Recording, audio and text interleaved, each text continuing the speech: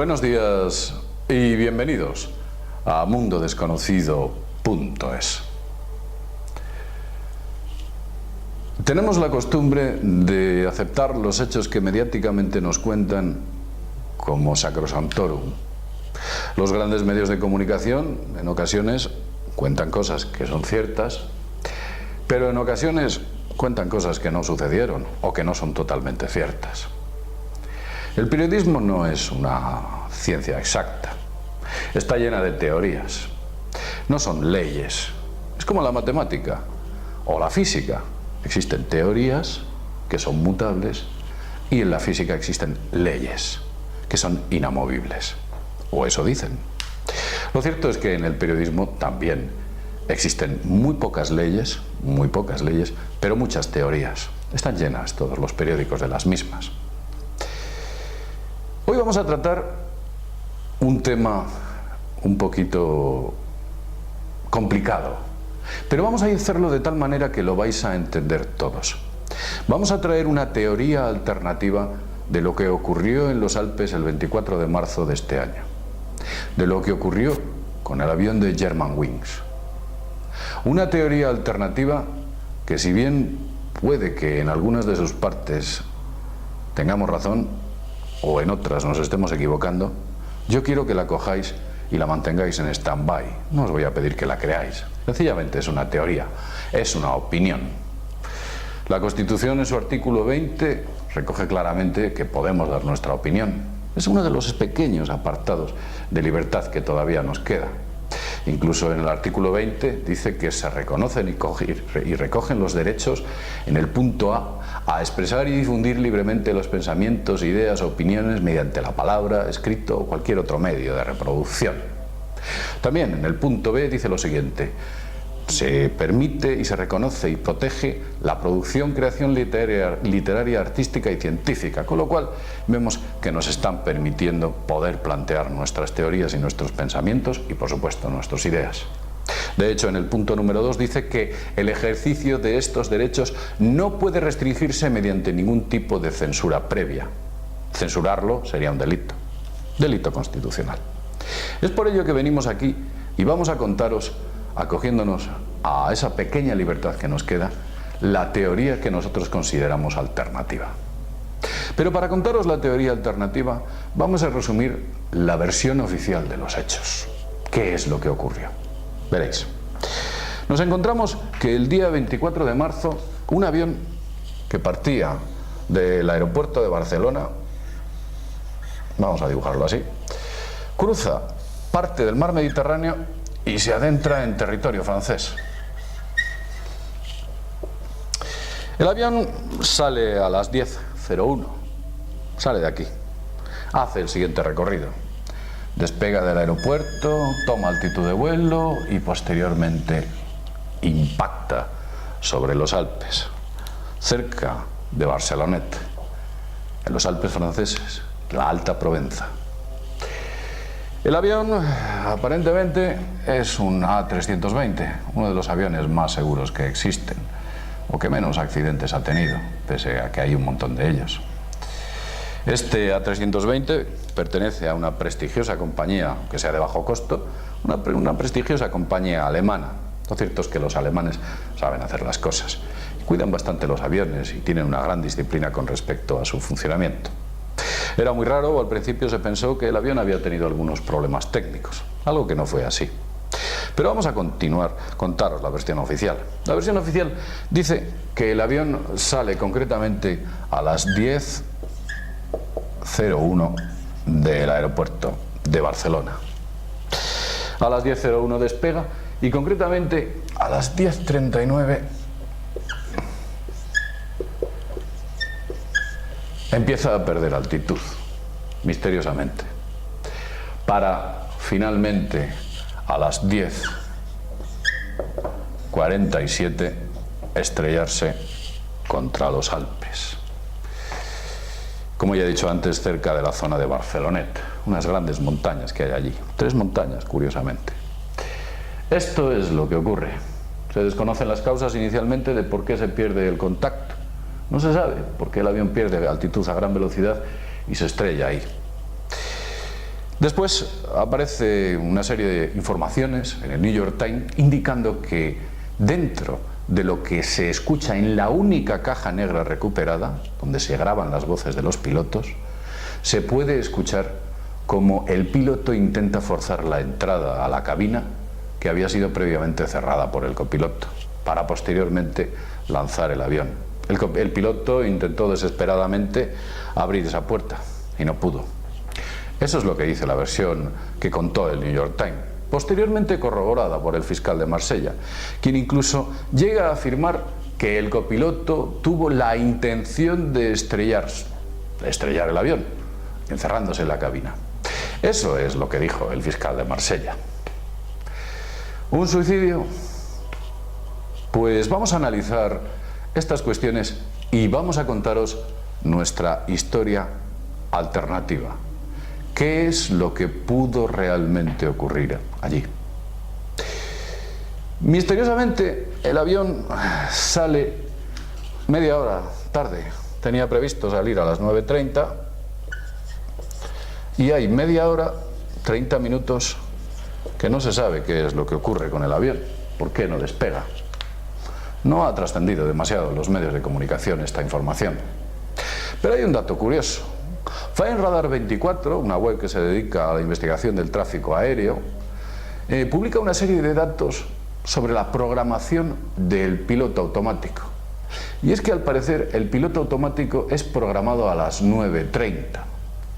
A las 9:30 para pasar de 38.000 pies de altitud a 96 pies en pocos minutos. Eso es lo que se hace. Algunas fuentes dicen, bueno, es que las 9:30 es horario universal, es hora mundial. Las 9:30. Si fuese horario local, el copiloto lo hubiese programado antes de despegar. Esa media hora que no nos encaja aquí. Pero si fuese hora UTC, hora mundial, UTC, pues lo hubiese programado en un punto en el cual el piloto estaba dentro de la cabina. Y nosotros nos preguntamos, ¿cómo es posible que el copiloto programase ese ordenador de a bordo o ese piloto automático a las 9:30 cuando estaba en la cabina el piloto? No podría el copiloto haber hecho eso delante del piloto sin que éste se percatase. Vemos que aquí aparecen cosas extrañas. Los datos ahí están. De hecho, la programación del piloto automático se hace en 2 o 3 segundos, a una gran velocidad. Como que se hubiese hecho telemáticamente. Pero vamos a continuar con lo que parece ser que se sigue escuchando. Al parecer, el fiscal de Marsella dice algo interesante también en aquella declaración pública. Dice que cuando se está escuchando, se oye primero una pequeña explosión para después inmediatamente escuchar una gran explosión, una enorme explosión, que suponemos que es la del impacto, el punto donde impacta. Pero el fiscal de Marsella habla de una primera explosión, muy breve, como que hubiese habido otra explosión en el avión. Lo cierto es que cuando nosotros analizamos los vídeos que hay en la red sobre los restos del avión, nos encontramos cosas muy raras en esa grabación, en el lugar del siniestro. Vemos que prácticamente el avión se había hecho confeti, como si hubiese nevado sobre la propia ladera. El avión se había hecho trozos pequeñitos. Sí que es verdad que había trozos mucho más grandes, incluso algunos trozos del tamaño de un vehículo, pero la mayoría eran trozos pequeñitos, como que se hubiese desperdigado. Incluso algunas fuentes afirman que no se ha llegado a ver el alerón trasero, una enorme parte del avión que ha desaparecido. También ha desaparecido la segunda caja negra. Una segunda caja negra de vital importancia en la cual se almacenan los datos telemáticos de todo el vuelo. Todas las circunstancias, presión atmosférica, dirección, altitud, etc. Eso ha desaparecido o no se está encontrando. Suponemos que no sea tan difícil encontrarlo, pero al parecer sí que lo es y no se está encontrando. Nosotros no queremos decir nada, pero es como que el avión hubiese explotado unos segundos o unas décimas de segundo antes y después hubiese caído sobre la montaña, o unos segundos antes. Algo muy extraño. Habría que oír la grabación, ya que solamente han tenido acceso a esa grabación, unas pocas personas. Pero hay un dato también revelador. La policía francesa pide a la policía española, a las autoridades españolas y alemanas, un detalle sobre el equipaje que iba a bordo, un detalle minucioso sobre aquello que iba a bordo del avión. Es como si sospechasen que dentro de las maletas hubiese alguna cosa o algún artefacto de origen extraño y peligroso. Pero vamos a continuar con nuestra teoría. Es curioso porque la versión oficial dice que el piloto o el copiloto se encierra en la cabina en un momento dado en el cual el piloto sale a la parte exterior, y el copiloto decide apagar la posibilidad o cerrar la puerta de acceso a la cabina del Airbus 320. También cuenta que el piloto, algunas fuentes, algunos medios de comunicación decían que el piloto, incluso para poder derribar esa puerta y entrar al avión, había cogido un hacha intentando golpear y abrir aquella puerta, algo que no es cierto porque el hacha de esos aviones se encuentra dentro de la propia cabina. Y hay otro dato muy extraño. Cuentan que Lubitz, que es así como se llama el copiloto, o como se llamaba, por supuesto, Lubitz tenía una respiración tranquila. Una respiración tranquila. Nos imaginamos esa situación dentro de la cabina. Nos imaginamos cuando alguien, por muy desesperado que esté, intenta suicidarse, siempre el corazón se acelera, las pupilas se dilatan y por supuesto la respiración empieza a ser más fuerte. Sin embargo, Lubitz estaba tranquilo, eso es lo que dicen, respiración tranquila. Pero hay algo extraño, porque incluso nosotros pensamos que grabar la propia respiración es difícil en una cabina, en la cual el ruido de fondo y por supuesto el sonido aerodinámico parece ser que permitió que se grabase la respiración tranquila del piloto, del copiloto, Lubitz. Pero hay algo que no me encaja en Lubitz, algo que no me encaja en la personalidad del presunto suicida. Os lo voy a contar, veréis. Inmediatamente al día siguiente salen en medios de comunicación, en grandes titulares, diciendo que Lubitz era un obsesivo porque tenía la habitación llena de póster y fotografías de aviones, de Lufthansa o de otras compañías. Y yo me hago una pregunta. ¿Cuántos de vosotros cuando erais jóvenes no teníais la habitación llena de coches, de fotos de coches, llenas de cantantes?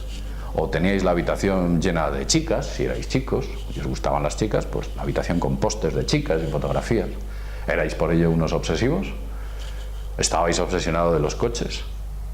¿Estabais obsesionados de los cantantes? No, no más que cualquier joven. Esa no es una excusa como para que los medios de comunicación indiquen que era un obsesivo. También los medios de comunicación indican que había tenido el llamado síndrome de burnout. ¿Sabéis lo que es el síndrome de burnout? El síndrome de burnout es estar quemado. Cuando alguien tiene un trabajo excesivo o una tensión excesiva o alguien tiene un momento de gran estrés en su vida, tiene el síndrome de burnout. Y la pregunta es, ¿quién no ha tenido alguna vez en su vida el síndrome de burnout? ¿Quién no ha estado quemado alguna vez en su vida?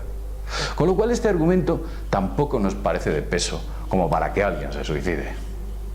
Decían que había tenido una baja de varios meses mientras tenía su periodo de entrenamiento. Pero es que eso ocurre en muchas ocasiones. ¿Cuántos estudiantes universitarios no han perdido un curso entero sencillamente porque han tenido una mala racha? Algún familiar muerto, algún problema físico o cualquier cosa. Tampoco nos sirve como argumentación. Y por supuesto los medios de comunicación se centraban en que era un chico que tenía estados de depresión.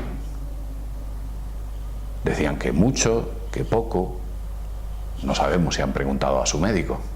Pero sí que os puedo decir un dato. El 17, y creo que más, el 17% de las bajas de este país, el país de España, son por depresión, las bajas laborales. ¿Quién no conoce a alguien que tenga depresión? No por ello, imaginaos, pues no sé, un policía que tiene depresión no va por ahí pegando tiros a la gente. O un carnicero que tiene depresión no va por ahí clavando los cuchillos a sus clientes. No. Con lo cual, ese argumento no nos parece de peso. Pero nos encontramos otra cuestión muy curiosa e interesante. Y aquí es cuando la matan.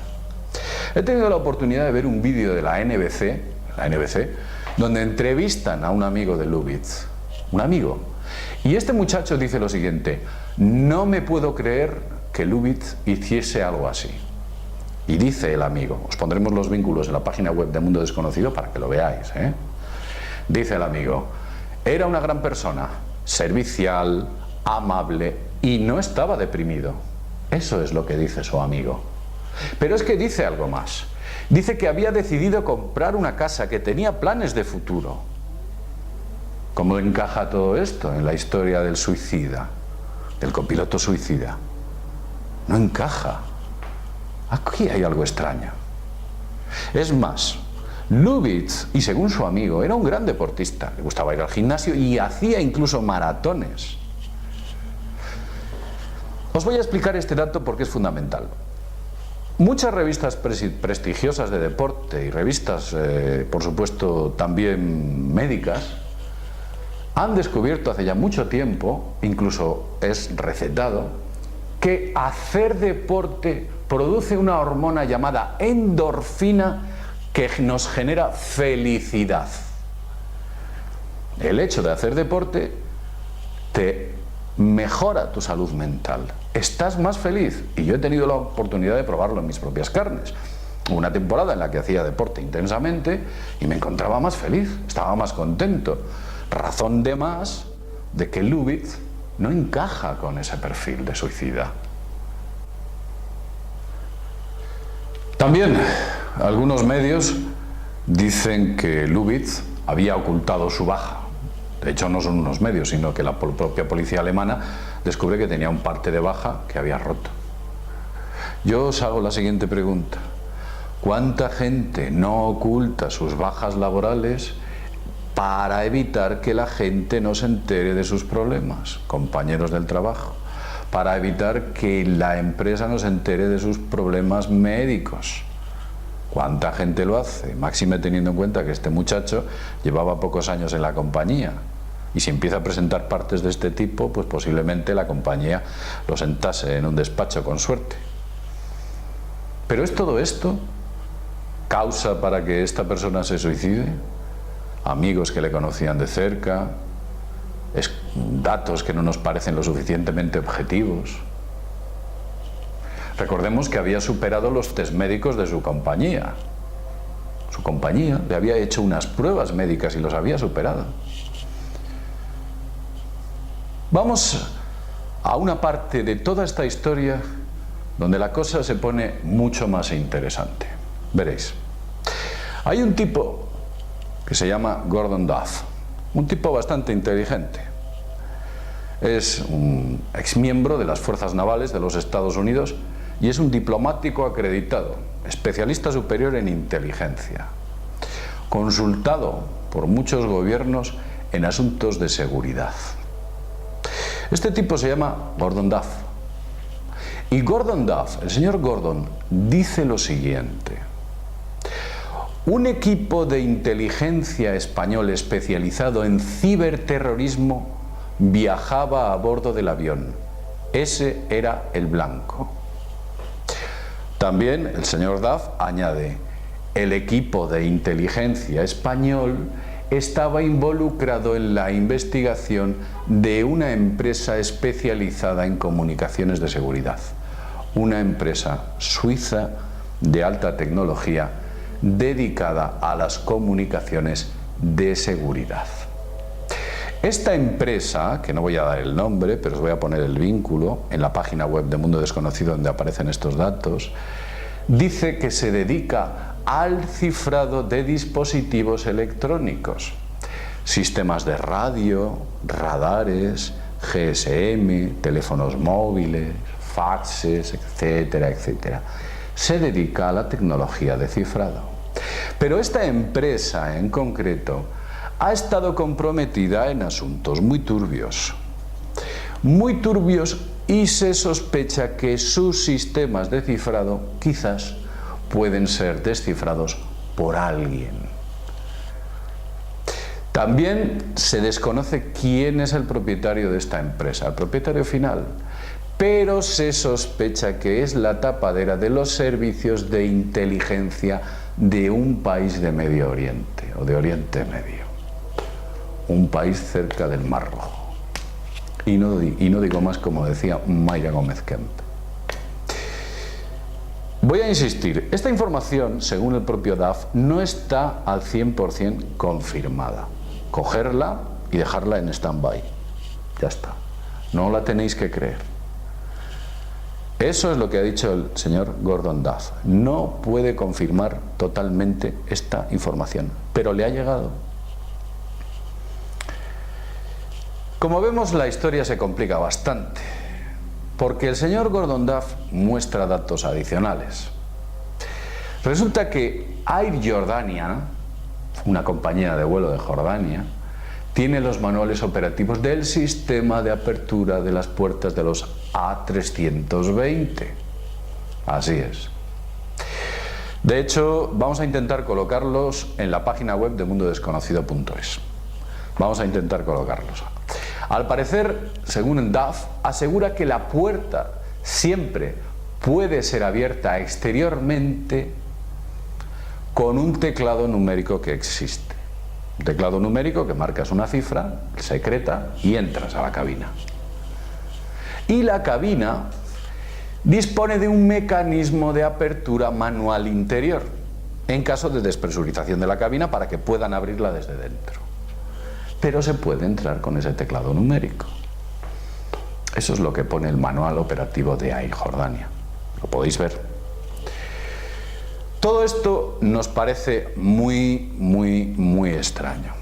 También se escucha, según el fiscal, como he dicho antes, respirar al piloto tranquilamente. Y eso nos parece muy raro, esa tranquilidad. Hay muchas cosas que no encajan en esta versión oficial. Muchas cosas de las que intentaremos seguir hablando en Mundo Desconocido, si siguen apareciendo. Si no, fin de la historia. No lo sé. Como ya he dicho al principio, coger todos estos datos, siempre con el máximo respeto hacia las familias. Como ya he dicho en alguna otra ocasión, yo sé y conozco lo que es el dolor de perder a alguien cercano y muy querido, con lo cual puedo entender qué tipo de dolor tiene. Especulamos. También los grandes medios de comunicación especularon sobre si había el accidente podido ser una despresurización explosiva. Fijaos qué palabras. El caso es que hubo un famoso vuelo, el vuelo 811 de United Airlines, que pierde prácticamente 14 metros cuadrados de avión en pleno vuelo y el piloto lo consigue aterrizar y allí no explota nada. Y hay otro caso interesante, del cual ya he hablado. Cuando este avión cae, se hace pedacitos minúsculos y muchas partes no se encuentran, y algunas grandes. Pero ocurre una cosa curiosa. Hubo un vuelo, el vuelo 965, que iba de Nueva York a Cali, una ciudad de Colombia, y se estrella en unas montañas. Si veis las fotografías de ese impacto, veis que el impacto nada tiene que ver con este. Los trozos del avión son enteros, hay enormes secciones de avión.